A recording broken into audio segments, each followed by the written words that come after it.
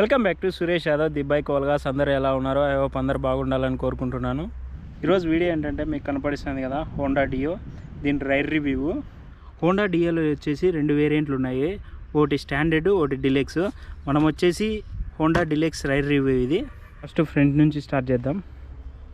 ఇది వచ్చేసి LED DRL, head lamp వచ్చేసి ఎల్ఈడి హెడ్ ల్యాంప్, ఇండికేటర్ వచ్చేసి halogen bulb, front mud guard వచ్చేసి plastic mud guard, front tyre వచ్చేసి 90 సెక్షన్ టైరు, ఫ్రంట్ సస్పెన్షన్ వచ్చేసి telescopic suspension. ఇది రిఫ్లెక్టర్. ఈ రిఫ్లెక్టర్ వచ్చేసి ఎందుకు ఉపయోగపడుతుందంటే మనం ఏదైనా సందులో కానీ రోడ్లో కానీ టర్న్ అయ్యేటప్పుడు ఆపోజిట్ మన వెహికల్ వస్తే ఆ వెహికల్ లైట్ పడినప్పుడు దీని మీద లైటింగ్ పడినప్పుడు ఇది రిఫ్లెక్ట్ కొడుతుంది, దానికి బాగా యూజ్ అవుతుంది ఇది.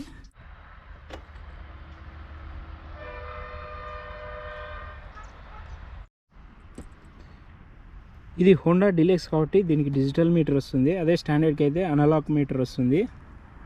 మీటర్లోకి వెళ్ళిపోతే టైము, సర్వీస్ ఇండికేటర్, స్పీడోమీటర్, ఇక్కడ వచ్చేసి ఓడోమీటరు, యావరేజ్ ఫ్యూల్ ఎకానమీ అంతా ఇక్కడే చూపిస్తుంది. ఫ్యూల్ ఇండికేటర్, ఇక్కడ వచ్చేసి ఈకో మోడ్స్ లైట్స్ ఉన్నాయి. ఇటు సైడ్ వచ్చేసి లెఫ్ట్ సైడ్ ఇండికేటర్ది, రైట్ సైడ్ ఇండికేటర్వి లైట్స్ ఇవి.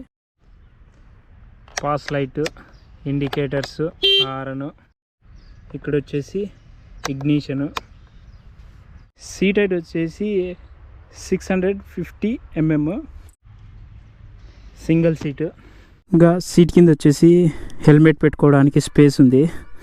ఇంకా కూరగాయలు కానీ పాల ప్యాకెట్లు కానీ మోసుకోవడానికి తప్ప బ్యాగ్ మాత్రం పట్టదు, ఒక హెల్మెట్ మాత్రమే పడుతుంది. ఇక్కడ పెట్టుకోవడానికి స్పేస్ ఉంది, మన సెల్ ఫోన్ కానీ మన పర్సు కానీ ఏదన్నా బాటిల్ కానీ వాటర్ బాటిల్ కానీ పెట్టుకోవడానికి స్పేస్ ఉంది. రైట్ సైడ్ వచ్చేసి కొద్దిగా స్పేస్ తక్కువ ఉంది. ఫ్యూయల్ కెపాసిటీ వచ్చేసి 5.3 లీటర్స్. టైల్ లైట్ వచ్చేసి హాలోజన్ బల్బే, ఇండికేటర్స్ వచ్చేసి హాలోజన్ ఇండికేటర్సే. Pillion foot rest. Honda Dio back suspension వచ్చేసి 3 adjustable hydraulic suspension. Back tyre వచ్చేసి 100 సెక్షన్ టైరు. ఫ్రంట్ బ్యాక్ రెండు కలిపి డ్రమ్ బ్రేక్స్ ఏనండి, డిస్క్ లేదు. ఈ డ్రమ్ బ్రేక్ సైజ్ వచ్చేసి 130 mm, ఫ్రంట్ బ్యాక్ రెండు కలిపి. ఇలా రెండు కేబుల్స్ ఉన్నాయంటే దానికి కాంబో బ్రేకింగ్ ఉన్నట్ల. ఏ స్కూటీకైనా ఇప్పుడు కామన్గా ఉండేది ఇది. ఇంజన్ సీసీ వచ్చేసి 109.51 cc. ఇంకా ఇంజన్ గురించి మాట్లాడుకుంటే వచ్చేసి SI engine, 4 stroke, fuel injection, 2 valve engine. Cooling వచ్చేసి ఆయిల్ కూల్డ్ ప్లస్ ఇక్కడ ఫ్యాన్ కనపడిస్తుంది కదా, ఈ ఫ్యాన్తో కూడా కూలింగ్ అవుతుంది. హోండా యాక్టివాలో ఉండే ఇంజను, హోండా డియోలో ఉండే ఇంజను సేమ్ 110 cc ఇంజన్లే. కానీ ఇందులో డియోలో వచ్చేసి తేడా ఏంటంటే దీంట్లో టోర్క్ ఎక్కువ ఉంటుంది.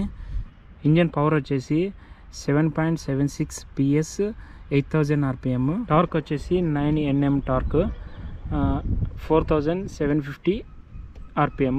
Single cylinder. దీంట్లో ట్రాన్స్మిషన్ వచ్చేసి CVT ట్రాన్స్మిషను. హోండా డిలెక్స్కి హోండా స్టాండర్డ్కి తేడా ఏంటంటే ఏమేమి మార్పులు చేసినారో ఇప్పుడు చూపిస్తా. హోండా స్టాండర్డ్లో వచ్చేసి ఇక్కడ ఎల్ఈడి రాదు, హాలోజన్ బల్బ్ వస్తుంది, అంతే తేడా.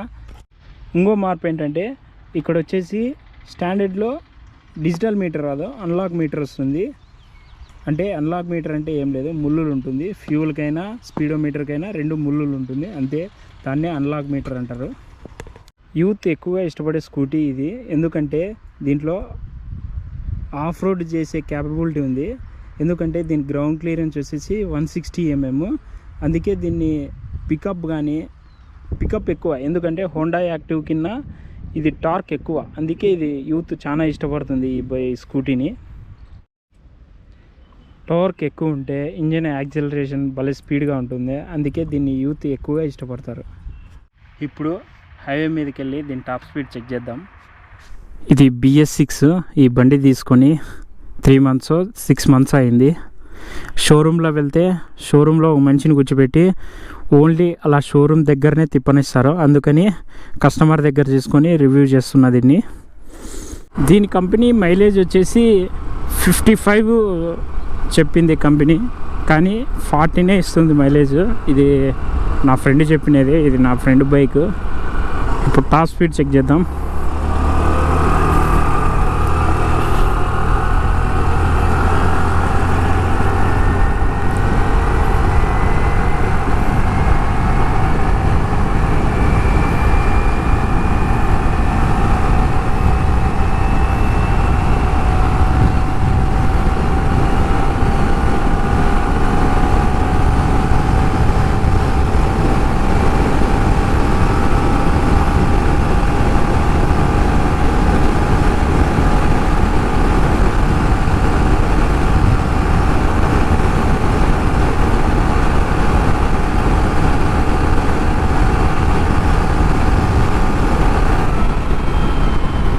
లాస్ట్ 91 పోతుంది. ఇది 110cc కదా, అంతకుమించి పోయేదే ఎక్కువ. అది హ్యాండిలింగ్ వచ్చి బాగా స్మూత్గా అవుతుంది, ఎందుకంటే బ్రాడ్ టైర్లు కదా. Front 90 section tyre, back side వచ్చేసి 100 సెక్షన్ టైరు. ఈ వీడియో నచ్చినట్లయితే లైక్ చేయండి, కామెంట్ చేయండి, షేర్ చేయండి, సబ్స్క్రైబ్ చేయండి, పక్కన ఉన్న గంట సింబల్ మోగించండి. మళ్ళీ కలుసుకుందాం నెక్స్ట్ బ్లాగ్లో.